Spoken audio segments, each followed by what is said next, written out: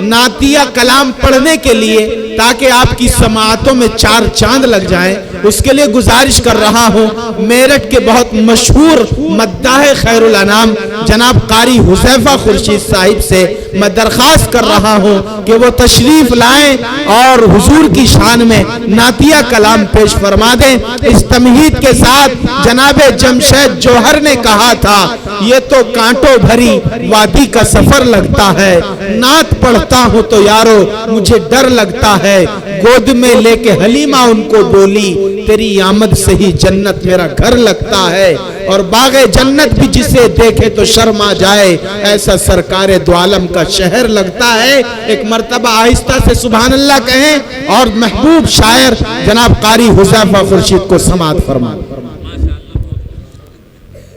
میں بنا کسی تمہید کے دل مزدر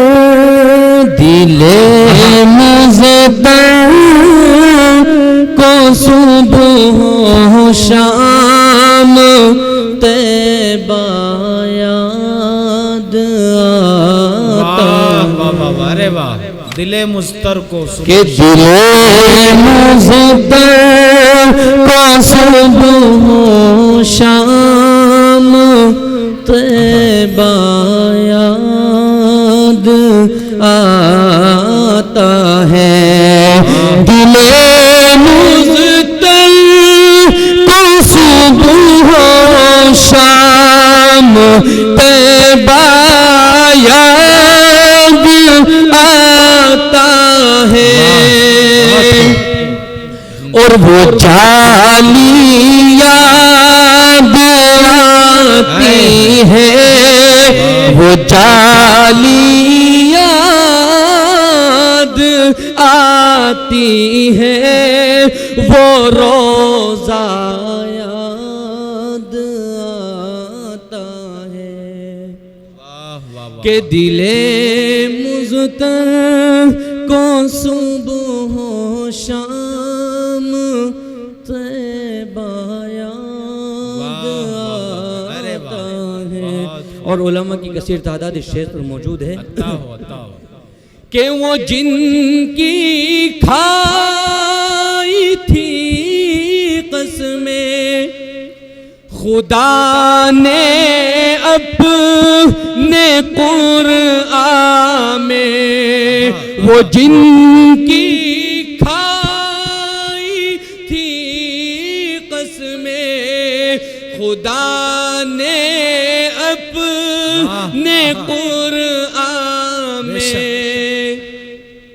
وہ زلف یاد آتی ہے، وہ چہرہ یاد آتا ہے، کہ وہ زلف یاد آتی ہے، وہ چہرہ یاد آتا ہے۔ زندہ باد۔ اور جہاں جبریل نے اپنے وہ نوری لب لگائے تھے، جہاں جبریل نے اپنے وہ نوری لب لگائے تھے، وہ تلوہ یاد آتا ہے، وہ بوسہ یاد آتا ہے۔ ایک نعت کے بنا کسی تمہید کے 2-3 شعر، اس کے بعد زحمت تمام عطا ہو۔ بہت اچھا پڑھ رہے ہیں ماشاءاللہ، واہ۔ کہ مدینہ ہے جہاں پر سید ابرار رہتے ہیں، بے شک، کہ مدینہ ہے، مدینہ ہے جہاں پر سید ابرار رہتے ہیں، دل مضطر ٹھہر جایا، دل مضطر ٹھہر جایا، تیرے غم خوار رہتے ہیں، کہ مدینہ ہے